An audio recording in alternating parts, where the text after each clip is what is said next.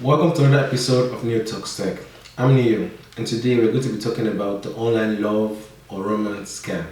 Yeah, I got it this time. Okay. The main goal of today's video is to explain what the online scam is, online love scam episode this time.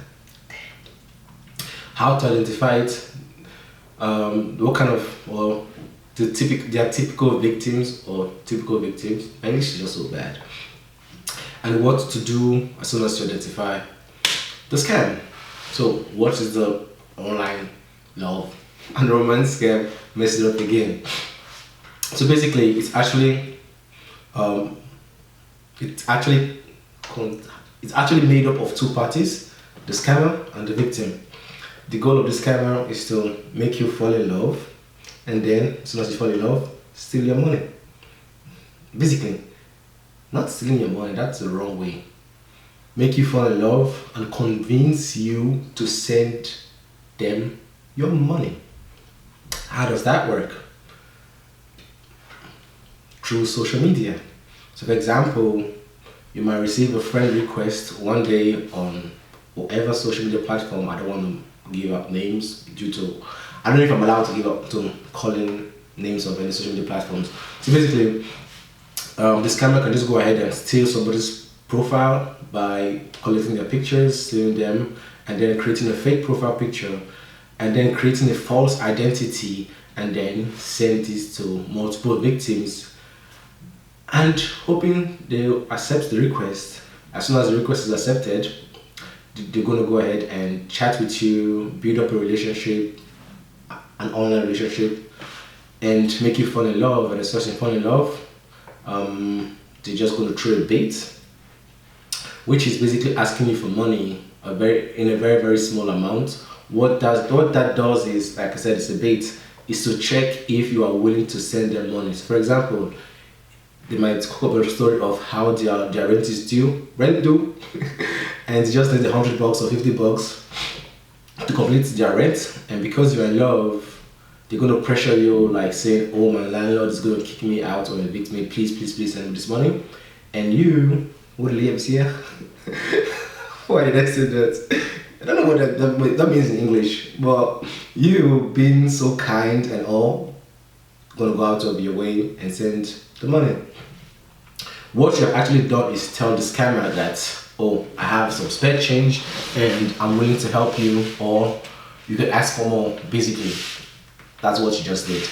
So the next story is going to be how maybe they have a problem with the law, how the police is harassing them, and they might go to jail if they don't pay this money. And again, you are so kind of sending them this money.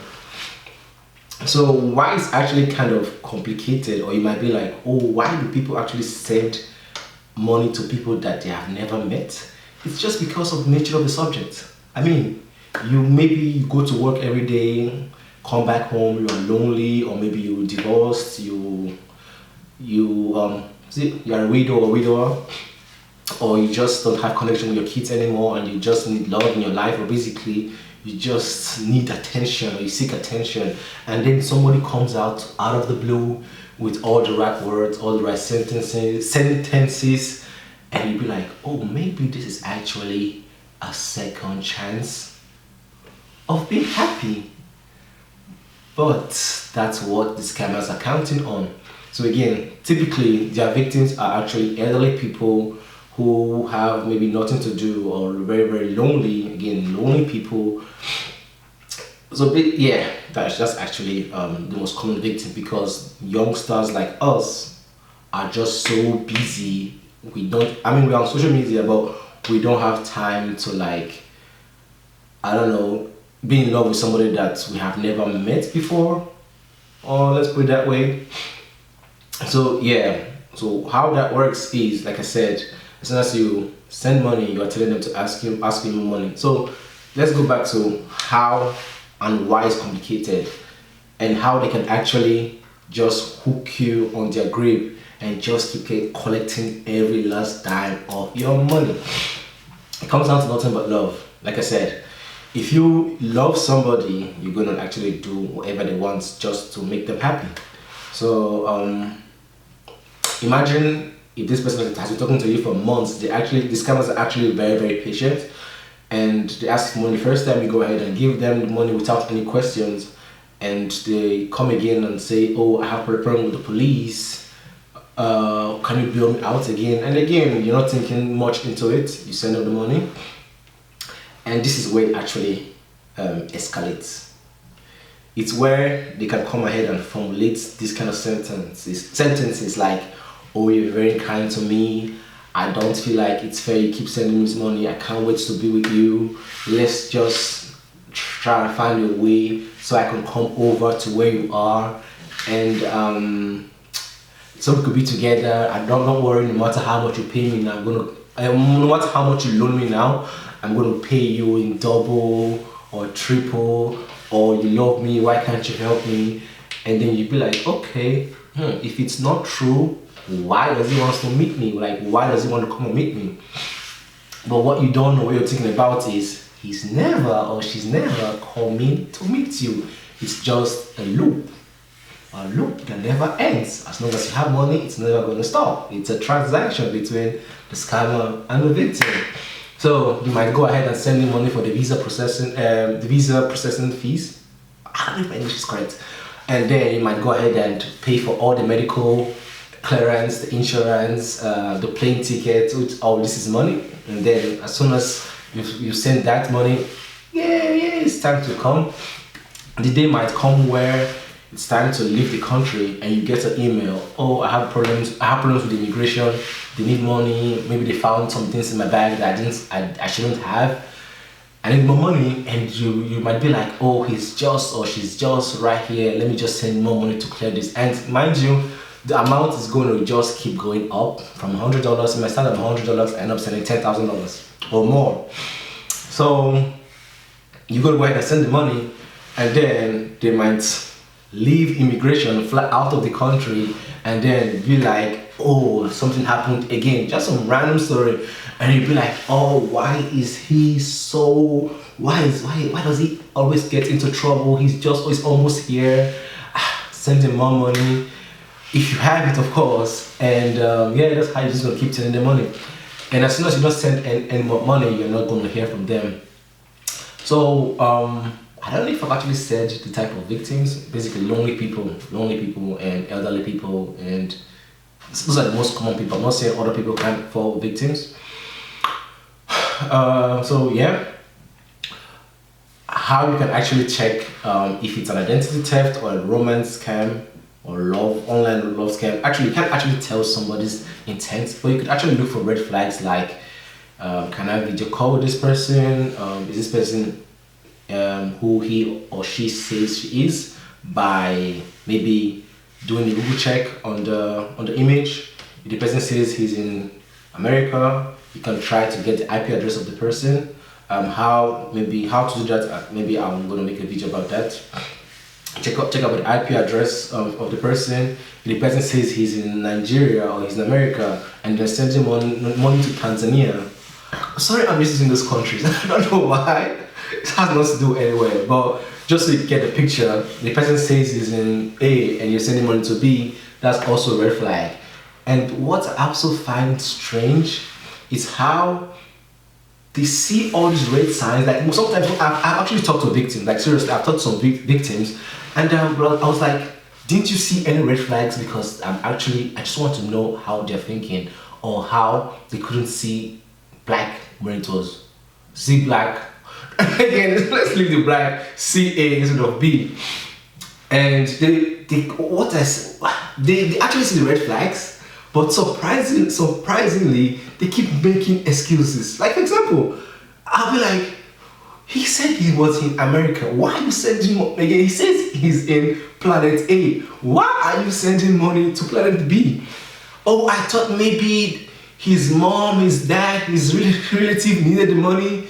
And then I sent the money there. I didn't think too much because I love him.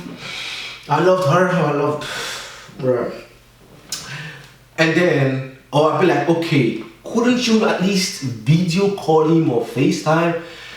And oh, I asked a couple of times, he said his phone was bad, or his camera was bad, or he was too broke to buy a phone, but he's chatting with you, bruh. And then sometimes actually go ahead and send them money for a new phone, and guess what? The money gets stolen. I mean, if you see all these red flags and you still don't want to know that it's not what it is, it's not what you think it is, or you don't know what's going on. I don't know. I mean, love blinds a lot of people, but I understand the scammers actually kind of dwells on your emotional feelings and just keep pounding you with like putting you under pressure. That like the basic concept behind all scams or scammers is just pressurizing you to make these quick decisions, like real quick, without thinking. Because guess what? If you want to do something real quick, you're not going to think everything through. So just keep hammering you with, oh, you love me, why can't you do this for me? I'm coming, I promise. God, I don't know. So, and yeah, if you come across a fake or a fraudulent profile that you feel like, oh, this might be fake, you can just go ahead to do an IP grabber, check where they live, Google the picture, ask for a video call. If you have someone who's lonely, please check on them, ask them who they talk to online, because like the scammers also go ahead to make sure they cut connections. The victim cut all ties with all their family or relatives or their friends in order to just keep grinding them and taking as much money as possible. So the best thing to do is, as soon as you think it's too good to be true, it's mostly too good to be true, just ignore them and keep it moving. Just keep it moving. The right person is going to come.